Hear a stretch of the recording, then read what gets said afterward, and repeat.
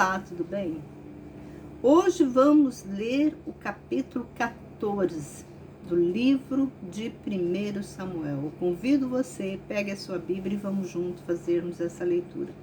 Que nos diz: um dia, Jonatas, filho de Saul, disse a seu escudeiro: vem, passemos a guarnição dos filisteus que está do outro lado, mas não disse a seu pai.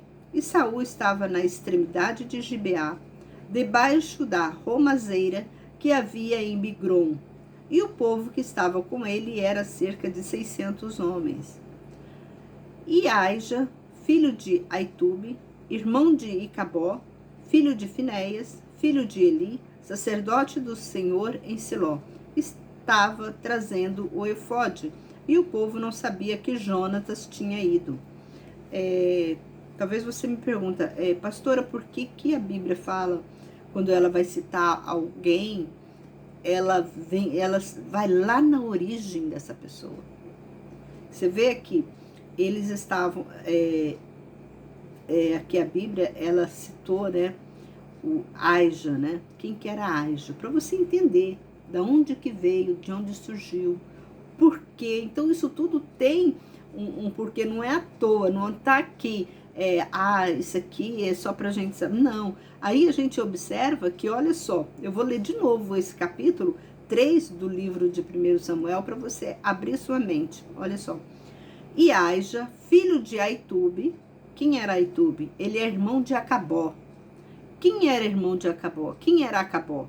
Ele era filho de Finéias. Quem é Finéias? Era filho de Eli. E quem é Eli? Eli é o sacerdote, que estava como cabeça. Tá vendo? Então aqui ele era que ele era de uma origem sacerdotal. Esse Aija, ele veio de uma origem sacerdotal. Então, olha como que é importante, né, a gente observar. Talvez você lê aqui, você fala, por que fala, né? Filho de tal, filho de tal, filho de tal. Mas quem, para chegar até no cara, no Bambambam. Quem era o Bambambam? Bambambam é a mesma coisa se falar de você, né? Digamos que você chama Pedro.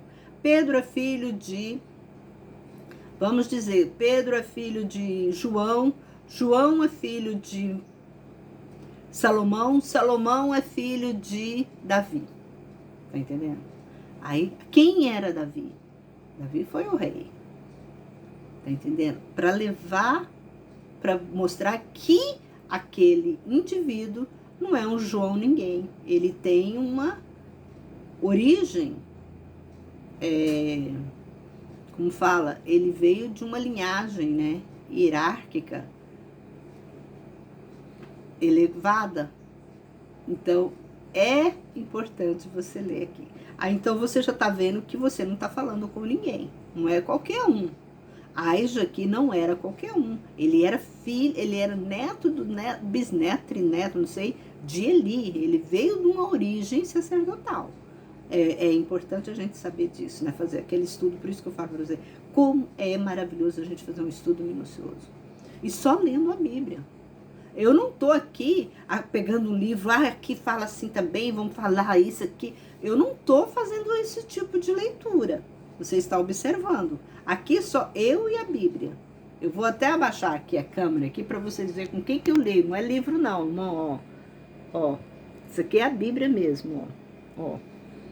Deixa eu pegar aqui, ó. É a Bíblia que eu tô lendo, tá? É a Bíblia que eu tô lendo, não é livro. E você pode pegar também a sua Bíblia e acompanhar comigo. Por isso que eu falo para você, pegue a sua Bíblia e venha junto. Eu tô lendo aqui, para você ter essa noção, eu tô lendo em 1 Samuel, capítulo 14, agora eu li versículo 13.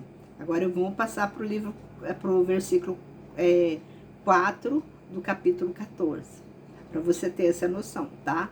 E a gente observa, né, quando a gente começa a ler, você vai observando que Deus vai falando com você, vai mostrando para você. Então, aqui a gente observa que Saul, ele tinha um filho chamado Jonatas, né? Jonatas era filho de Saul, e Jonatas era um homem temente a Deus. Ele temia mais a Deus do que o próprio pai dele, para você ter uma noção. Jonatas era muito temente a Deus. E quando, né, a gente leu no capítulo passado que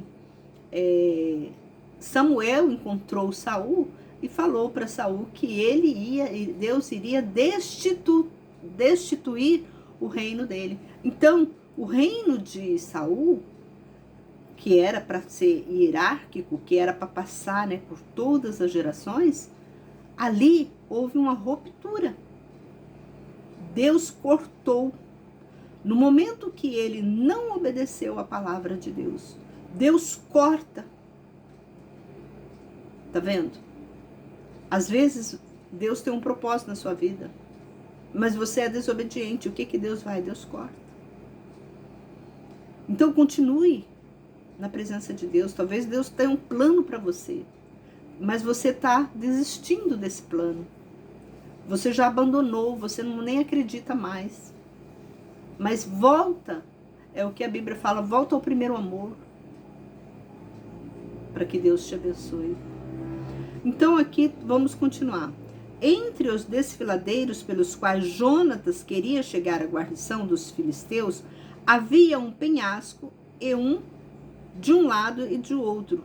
O nome de um era Bozés e o nome de outro era Zené. Quem conhece penhasco? Olha, vamos dizer aqui. Desse lado é um penhasco e desse lado é outro penhasco. E só tem aquela estradazinha, né? Digamos assim, aqui no meio, eu vou mostrar assim. Aqui no meio, eu tô fazendo uma comparação, irmãos, para mostrar para vocês o que é penhasco. Aqui é um penhasco, é como fala? É um buracão. É um buracão que tá esse morro bem aqui assim. E aqui assim, né, no meio desses dois penhascos, que era estrada. Tanto que a Bíblia fala aqui, ó, que Jonatas, ele de um lado era um penhasco e do outro era outro penhasco. Vamos ver o que fala, só para mostrar para vocês o que era penhasco. Aí, ó, um penhasco estava para o norte, de fronte de Miquismás, e o outro para o sul, de fronte a Gibeá. Jonas disse ao seu escudeiro: vem, passamos as guarnições desses incircuncisos, talvez o Senhor opere por nós, porque para o Senhor não é difícil ajudar com muitos ou com poucos. Aqui, essa palavra que Jonatas falou, a gente observa que Jonas tinha um grande conhecimento de Deus e também ele tinha um grande temor. Porque quando ele fala que não é difícil para o Senhor ajudar com poucos ou com muitos. Então ele estava só com o seu escudeiro, né, o seu ajudante, digamos assim, e ele estava querendo guerrear. Só ele e esse seu ajudante. E olha só, e seu escudeiro lhe disse: faze tudo o que o teu coração te disse, segue adiante, eu irei contigo para onde quiseres. Então Jonatas disse: eis que passaremos aqueles homens e nos mostremos a eles. Se eles não disserem assim, permanecei até que chegamos a vós, então ficaremos no nosso lugar e não subiremos a eles. Mas se eles nos disserem assim, subi a nós, então subiremos, porque o Senhor os entregou em nossas mãos. E isso nos será por sinal. E ambos apareceram diante da guarnição dos filisteus, e os filisteus disseram: eis que já os hebreus estão saindo das cavernas em que se tinha escondido. E os homens da guarnição disseram a Jonatas e os seus escudeiros: subi a nós e vos ensinaremos uma coisa. Olha só. Como Jonatas, ele tinha falado. Às vezes, irmãos, nós temos que falar, a nossa palavra tem que ser sim, sim, e não, não. Aqui a gente está observando que Jonatas, ele fez um ponto, né? Se eles disserem para nós subirmos até eles, é porque Deus entregou eles nas nossas mãos. Agora, se eles não disserem isso, então a gente recua, porque Deus não entregou eles nas nossas mãos. Aqui ele estava com uma prova diante de Deus. Ele colocou, né, esse quesito diante de Deus. E o que os homens fizeram, os filisteus falaram para eles? Subi até nós, que nós ensinaremos vocês uma coisa. Aí ele foi com toda a ousadia, porque ele sabia que Deus estava com eles. É impressionante como a fé, ela move montanhas. É o que a Bíblia fala. A fé move montanhas. Como nós colocamos as coisas nas mãos de Deus, confiando só nele. Olha, venha o que vier, mas eu estou nas suas mãos. Se for para ser morto, eu vou ser morto nas suas mãos. Se eu for para ser derrotado, eu vou ser derrotado nas suas mãos. Nós temos que ter essa posição, esse posicionamento. Aqui, a Bíblia está nos ensinando a ter esse posicionamento. Você observa que Jonatas teve esse posicionamento.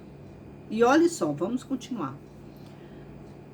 E os homens da guarnição disseram a Jonatas, seu escudeiro: subi a nós e vos ensinaremos uma coisa. Então Jonas disse ao seu escudeiro: segue-me, porque o Senhor os entregou nas mãos de Israel. E Jonatas escalou de gatinhas e seus escudeiros atrás deles. E os filisteus caíram diante de Jonatas, e seus escudeiros os matava atrás dele. Olha só, o penhasco era tão alto e tão estreito, que para eles subirem até os filisteus, eles tinham que gatinhar. Por que gatinhar? Porque quem está na beirada do penhasco, que olha para baixo, ele é muito perigoso ele ficar em pé diante de um penhasco, porque qualquer deslize ele cai. Era tão estreito esse penhasco que qualquer coisinha eles podiam cair e acontecer um desastre pior. Então eles estavam aqui, o negócio era tão feio para o lado deles, que eles foram de gatinhas, como gatinho, como 4. E olha que fala: e Jonas escalou de gatinhas e seu escudeiro atrás dele. E os filisteus caíram diante de Jonas, seus escudeiros os matava atrás dele. A primeira matança que Jonas e seus escudeiros fizeram foi de uns 20 homens, num espaço de meia geira de terra.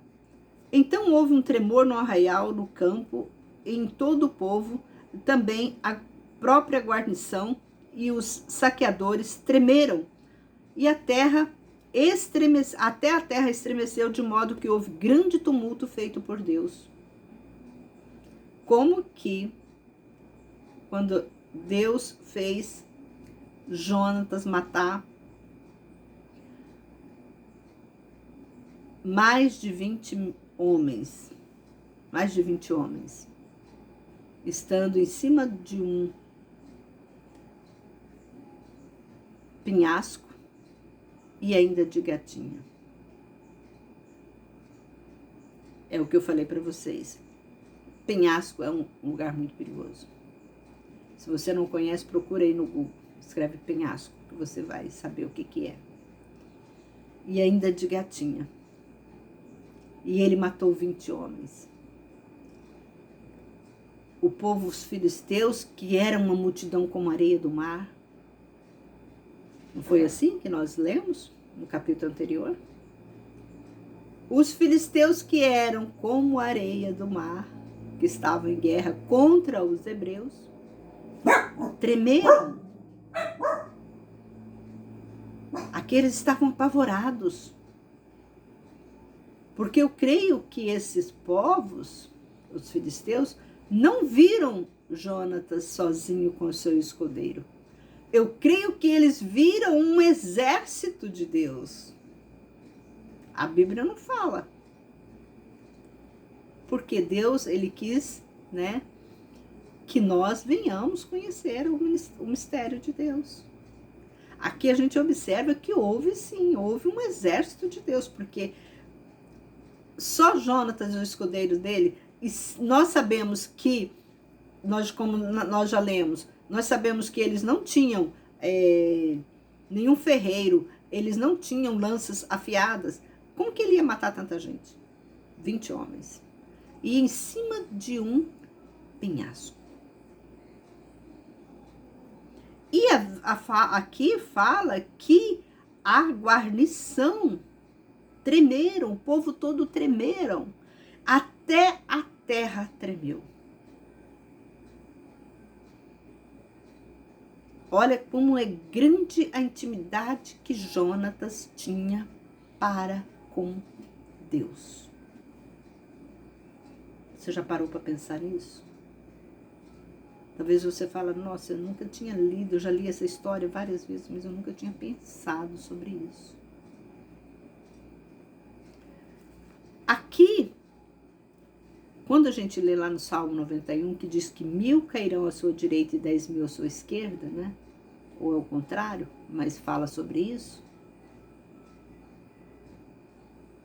Às vezes você duvida. Às vezes você duvida. Nós não devemos duvidar. Vamos continuar. A sentinela de Saul e Gibeá de Benjamim viram, e eis que a multidão se dispersava, correndo em todas as direções. Então Saul disse aos homens que estavam com ele: verificai e observai quem é que saiu dentre nós. E se verificou, e eis que nem Jonatas, nem seus escudeiros estavam ali. E Saul disse a Aija: faze vir a arca de Deus, porque naquele dia a arca de Deus estava com os filhos de Israel. E enquanto Saul falava ao sacerdote, o tumulto que havia no arraial dos filisteus era ainda muito grande. E Saul disse ao sacerdote: retira a tua mão. E Saul e todo o povo que estava com ele se reuniram e foram à batalha. E eis que eles viram que a espada de um era contra o outro dentre os filisteus. E houve uma confusão muito grande. E os hebreus que estavam ante com os filisteus tinham subido com eles ao arraial. Também se ajuntaram aos israelitas que estavam com Saul e Jonatas. E todos os homens de Israel que se achavam escondidos nas montanhas de Efraim ouviram que os filisteus fugiram, também se reuniram contra eles na batalha. E o Senhor ajudou a Israel naquele dia, e a batalha foi além de Bet-Aven. E os filhos de Israel estavam cansados naquele dia. Mas Saul conjurava o povo, dizendo: maldito seja aquele que comer pão antes da tarde, antes de eu me vingar dos meus inimigos. E todo o povo não comeu pão. E todos chegaram a um bosque, e havia mel sobre a terra. E quando o povo chegou ao bosque, veio o mel correr, mas ninguém levou a boca, porque o povo temia juramento. Mas Jonatas não ouviu quando seu pai tinha conjurado o povo, pelo que estendeu a ponta da vara que tinha na mão e molhou no favo de mel, e chegando a mão à boca, seus olhos se aclararam. Então um dos povos falou e disse: teu pai conjurou solenemente o povo, dizendo: maldito seja aquele que comer pão hoje. E o povo estava exausto. Então Jonatas disse: meu pai perturbou a terra. Vede como meus olhos se aclararam por ter provado um pouco deste mel. Se o povo tivesse comido hoje no despojo que tomou dos inimigos, não seria maior a derrota dos filisteus? E eles venceram naquele dia os filisteus desde Miquimás até Aijalon, e o povo estava extremamente cansado. E o povo se lançou sobre o despojo e tomou ovelhas, bois, bezerros e degolaram na terra e comia juntamente com o sangue. E foi anunciado a Saul, dizendo: eis que o povo está pecando contra o Senhor, comendo com o sangue. E ele disse: fizeste uma ilegalidade, rolai agora para mim uma grande pedra. A gente observa que não pode comer sangue, né? Aqui Saul, ele temeu porque ele viu que o povo fez, né, depois que Deus, né, fez aquele grande livramento, né, matou todos os filhos de filisteus, tiraram ele daquele medo, daquele tremor grande. O povo vai comer, né, degolar os animais e comer com sangue. É por isso que a Bíblia condena comer com sangue, porque o sangue de todo animal está na alma, o sangue de todo ser vivente. A alma de todo ser vivente é o sangue. Tanto que eu mesmo não quero que isso incentiva vocês, mas eu não faço transição de sangue. Para mim receber sangue de alguém, eu prefiro morrer. Eu não aceito. Eu não aceito isso. Se colocarem sangue de outra pessoa em mim, se eu estiver muito ruim. É por falta de obediência à minha pessoa. Porque eu não aceito. E eu também não sou doador de sangue. Por quê? Quando a gente estuda, faz um estudo mais minucioso, até o próprio demônio, ele fala sobre isso. A pessoa que toma sangue de outra pessoa, a pessoa fica culpada daquele pecado, porque a alma da pessoa é a alma da pessoa. E a Bíblia fala que nós devemos adorar a Deus de todo o corpo, alma, mente e espírito. Nós temos que adorar a Deus da alma. Como que eu vou colocar uma alma impura, misturar uma alma, né, que talvez não obedeça a Deus, misturado na minha? Porque eu vou ter que dar conta. Nós vamos ter que dar conta. Por isso que a Bíblia fala que é melhor você chegar no céu sem braços, com um olho só, do que chegar perfeito e ir para o inferno. Tá vendo? Isso tudo tem uma explicação.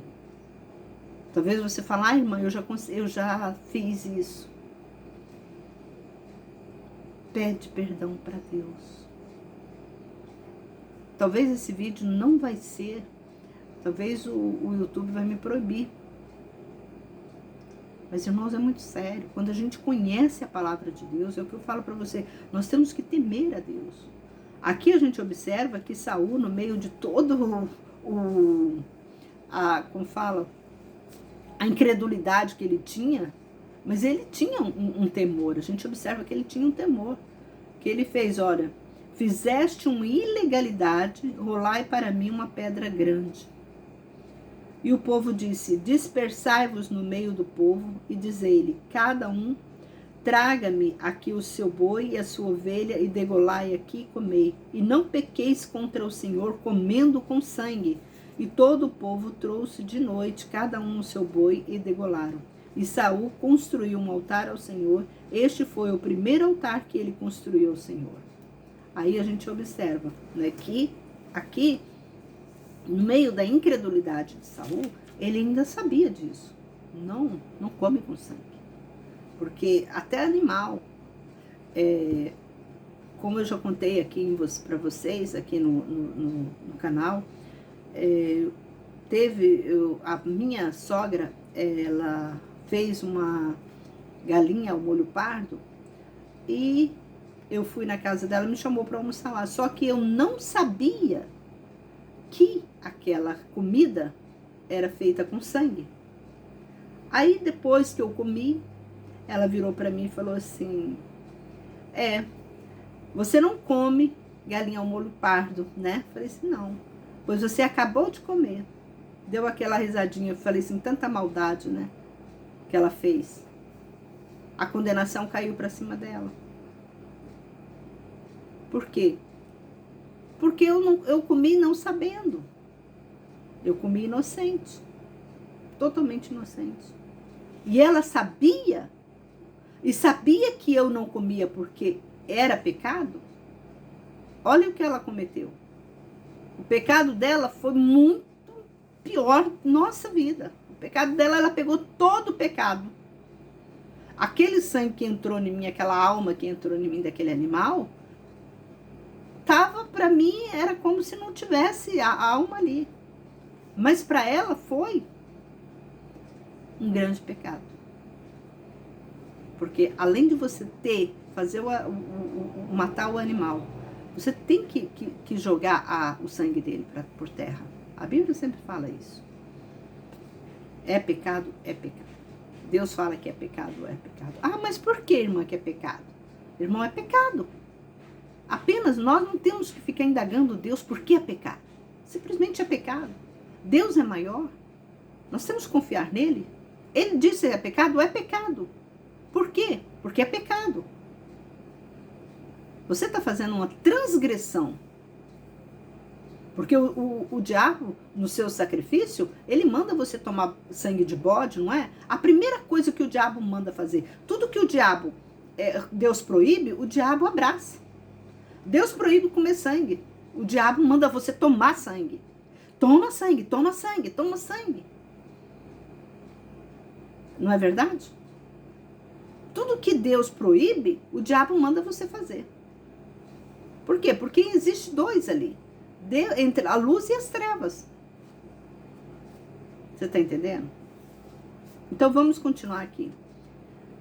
E Saul lhe disse: persigamos os filisteus de noite e nos despojemos até o alvorecer, e que não reste nenhum deles. E eles disseram: faze tudo o que te agradar. E o sacerdote disse: voltemo-nos a Deus aqui.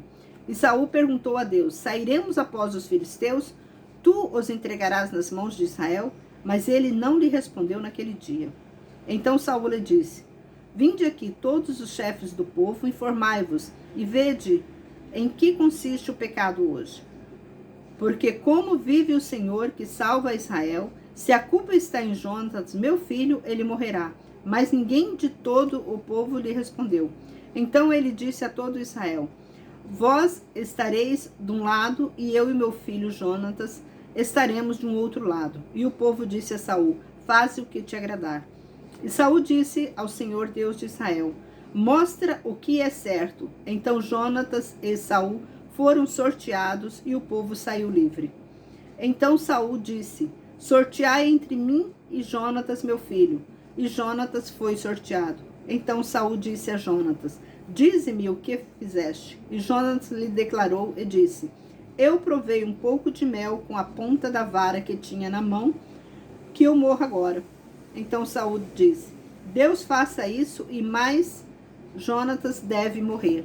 Mas o povo disse a Saul: Jonatas, que operou esta grande ajuda a Israel, deve morrer? De modo algum, juro que não cairá na terra um cabelo de sua cabeça. E o povo livrou Jonatas e ele não morreu. E Saul deixou os filisteus e estes foram para o seu lugar. E Saul tomou em suas mãos o reino sobre Israel, lutou contra todos os seus inimigos em redor, contra Moabe, contra os amonitas, contra Edom, contra os reis de Zobá, contra os filisteus, e para onde se dirigisse ele vencia. Ele lutou valorosamente e venceu Amaleque e libertou Israel das mãos dos saqueadores. E os filhos de Saul eram Jonatas, Esvi e Malquissuá. E os nomes de suas duas filhas eram Merabe, a primogênita, e o nome da caçula era Mical. E o nome da mulher de Saul era Ainoã, filha de Aimaas, o nome do chefe dos exércitos de Abner, filho de Ner, e tio de Saul. Quis era pai de Saul, e Ner era pai de Abner. Eram filhos de Abiel. E houve forte guerra contra os filisteus durante toda a vida de Saul. Sempre que Saul via algum homem forte e bravo, ele o agregava a si. Aqui a gente termina esse capítulo 14 do livro de 1 Samuel. A gente observa que Deus abençoou grandemente, o reinado também de Saul até aqui. Nós ainda vamos ver coisas ainda, que aconteceram, mas esse estudo até aqui nos dá um grande conhecimento, da palavra de Deus, um grande advertimento, para que nós venhamos ter temor e tremor diante de Deus. Termino por aqui esse capítulo. Que Deus abençoe a cada dia nossas vidas, que nós possamos andar na presença de Deus fazendo a vontade dele.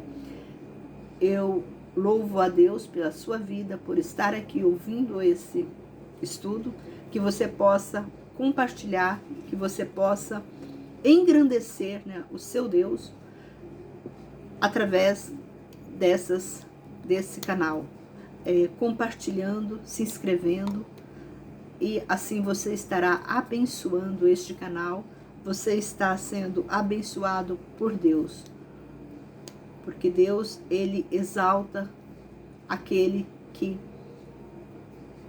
proclama a palavra dele, aquele que é fiel, como ele falou, ser fiel no pouco, que no muito eu te colocarei. O que é ser fiel no pouco? Ser fiel no pouco é em tudo que você puder ser fiel, você pode ser. Ele não está exigindo de você seja um grande orador, um grande pregador da palavra, mas só de você estar compartilhando a palavra dele, você está sendo fiel, que você possa engrandecer a Deus nesse sentido. Assim, Deus abençoará toda a sua vida. Seja fiel no pouco, que no muito Ele te colocará. Um forte abraço e até o próximo vídeo, se assim Deus nos permitir.